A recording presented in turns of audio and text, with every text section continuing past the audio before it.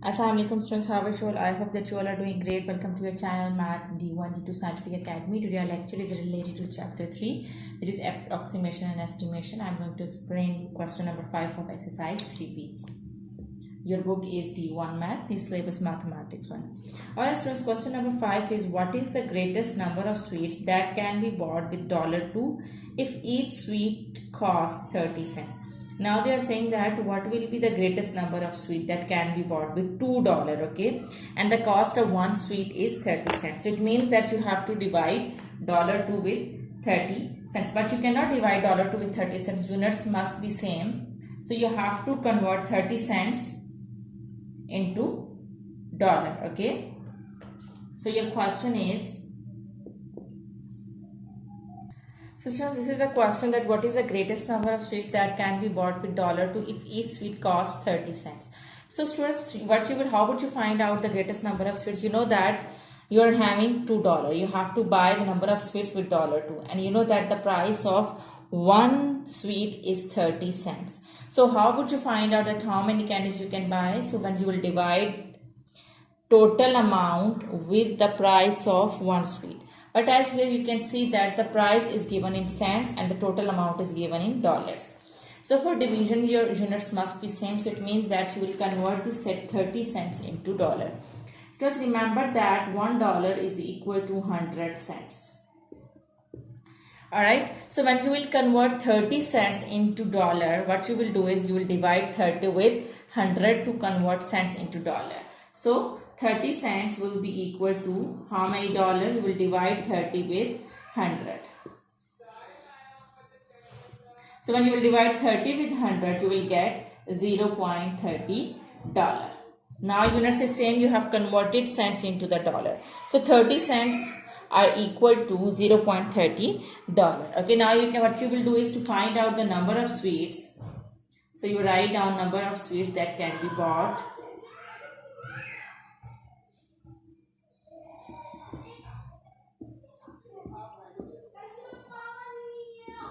with $2. So you will divide 2 with 0.30. Okay, here you can see that both are having same unit, which is dollar. Okay, so now you will divide with 0.30. So you will get 2 divided by 0.30 will be equal to 6.6. But students, you have to write down the answer 6.6. You have to write down the answer in you have to round up this. So when you will round up this, you will get 6. So 6 will be your answer. It means that you can buy 6 candies with $2. Okay, I hope that this question is clear to you. Now let's move forward to question number 6.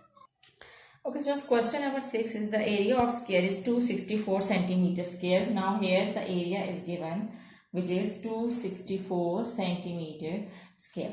And they are saying that find the length and the perimeter of the square. So remember that here the area of square is given. You know that in square all sides are equal. Okay, here and you have to find out the length. You have to find out the perimeter. So students, first we will find out the length in first part. Remember that the formula to find out the area of the square is L square. So area is equal to L square. The formula to find out the area of the square is L square. Now area is given, which is 264 and this is L square. So to find out the length, we just need to find out the length. We don't want this square.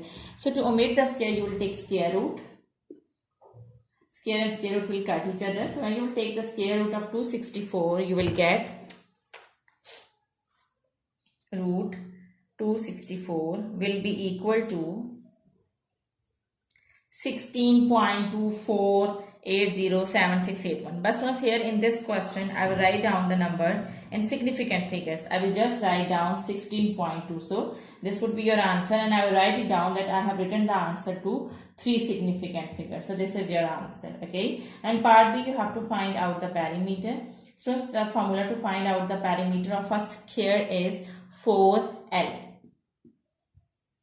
This is the formula to find out the perimeter of the square. So what you will do in this question is you have found the length. So to find out the perimeter, you will multiply the length with 4. Okay, in place of length I have substituted its value, which is 16.2. 2. Okay, so okay, here is the unit is centimeter, length is in centimeter. Now to find out the perimeter, I will multiply 4 with 16.2. So when I will multiply 4 with 16.2, I will write down the answer. I will get the answer 64 point. So I will get the answer 64.8. Now as I have to write down the answer to 3 significant figures. So it means that I will underline this number. And here you can see that the number which is to the right hand side of this underlined digit is greater than 5. So what you will do is you will add 1 in the underlined digit. So you will get 65. So perimeter would be equal to 65.0. So this is your answer. And here you can write down the unit which is centimeters. So in this question you have to write down the answer in significant figures. Okay. So here in this part you will get the answer 65.0. Now let's move forward to question number 7.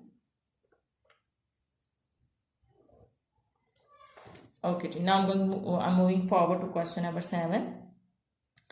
Okay, students, question number 7 is the circumference of a circle is 136 meter. Find the radius and the area of the circle. Now in this question the circumference is given, which is 136 meter.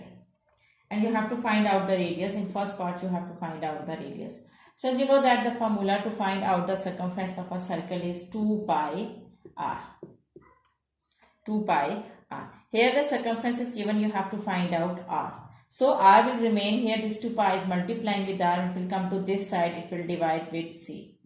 So it means that r is equal to c over 2 pi. Now write down the values.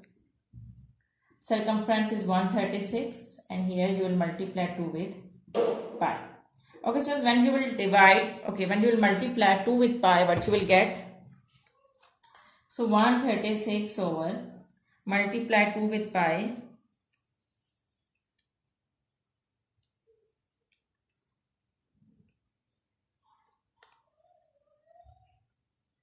So you will get 6.2831 like this.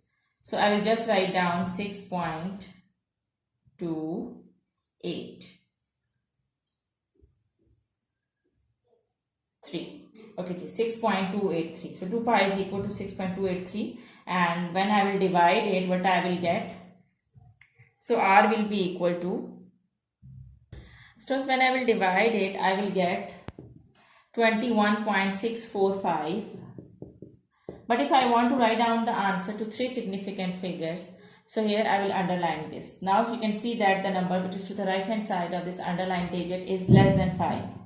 So it means that this digit, this underlined digit will remain the same. So your answer would be 21.6 meter. So this is how you will find out r. Now in part B, you have to find out the area. And second part, you have to find out the area. You know that the formula to find out the area of the circle is pi r square. Now put its value. Okay, you write down r, you write down pi as it is, and r is, you have found the r, which is 21.6. Now you will take square of r. So when you will take square of 21.6, you will get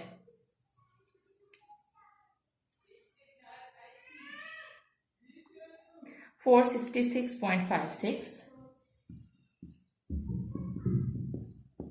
Okay, so when we will multiply 466.56 with pi, you will get, you can use calculator for multiplication.